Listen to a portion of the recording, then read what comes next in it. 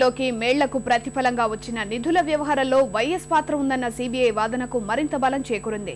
సాక్షి, Bharati cements తో పాటు పలు కంపెనీల్లోకి పెట్టుబడులు ప్రవహింపజేసిన నిమ్మగడ్డ ప్రసాద్ కు ముఖ్యమంత్రిగా ప్రత్యక్ష మేలు చేసినట్లు రుజువైంది. హైదరాబాద్ జూబ్లీహిల్స్ లో నిబంధనలకు విరుద్ధంగా ఖరీదైన స్థలాన్ని వినియోగ మార్పు చేసి లబ్ధి చేకూర్చారు.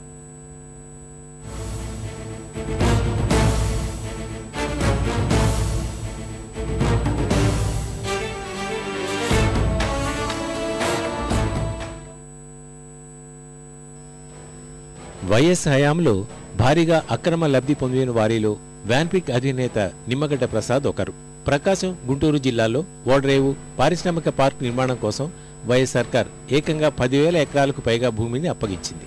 అందుకు ప్రతిఫలంగా 2007-2009 సెప్టెంబర్ మధ్య మేళ్లకు ప్రతిఫలంగా జగన్ కంపెనీల్లోకి భారీ పెట్టుబడులు ఆకర్షించారు. ప్రధానంగా సాక్షి దినపత్రిక, భారతీ సిమెంట్స్ కోసం ఎక్కువ మొత్తం కూడగట్టారు. ₹10 ముఖ విలువ కల ఒక్కో వాటాను జగతి పబ్లికేషన్స్ లో 350 ప్రీమియం, భారతీ సిమెంట్స్ లో 1450, సిలికాన్లో 265 ప్రీమియం చొప్పున కొనిపించారు. మరికొన్ని పుట్టగొడుగు లాంటి జగన్ కంపెనీల్లో ఇలాగే పెట్టుబడులు పెట్టించారు. ఇదే సమయంలో హైదరాబాద్ జూబ్లీహిల్స్ లో నిమ్మగడ్డ ప్రసాద్కు చెందిన స్థలానికి భూ వినియోగ మార్పిడి కింద వైఎస్ స్వయంగా రంగంలోకి దిగి అనుమతిచ్చారు.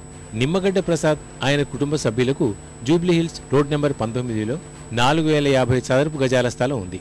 నివాస ప్రాంతంగా ఉన్న ఇక్కడ వాణిజ్య కార్యకలాపాలకు అనుమతి లేదు. స్థల వినియోగ హక్కును మార్చి వాణిజ్య సముదాయాన్ని నిర్మించాలని నిమ్మగడ్డ ప్రసాద్ ప్రణాళిక వేశారు.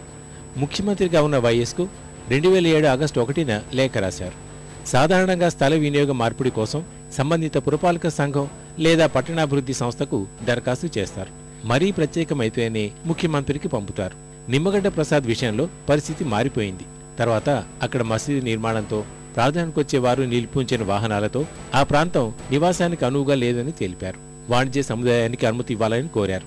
ఆ లేఖ ఆధారంగా అప్పటి ముఖ్యమంత్రి సూచనతో సీఎం పేషి ప్రత్యేక కార్యదర్శి ఐఏఎస్ భాను పురపాలక శాఖకు 2007 ఆగస్టు 17న లేఖ రాశారు.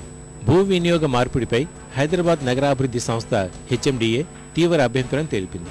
వాణిజ్య అవసరాలకు అక్కడ అనుమతి ఇవ్వలేమని తేల్చి చెప్పింది. ఈ అభ్యంతరాన్ని పట్టించుకోకుండా ముఖ్యమంత్రి కార్యాలయం ప్రమేయంతో ఆ దస్త్రానికి ఆమోదం లభించింది. 2009 జూలై 20న వాణిజ్య స్థలంగా మార్చుతూ అప్పటి పురపాలక శాఖ ముఖ్య కార్యదర్శి సివిఎస్కే శర్మ ఉత్తర్వులు ఇచ్చారు. వైఎస్ చేసిన లబ్ధితో నిమ్మగడ్డ ప్రసాద్ భూమి విలువ అమాంతం పెరిగింది.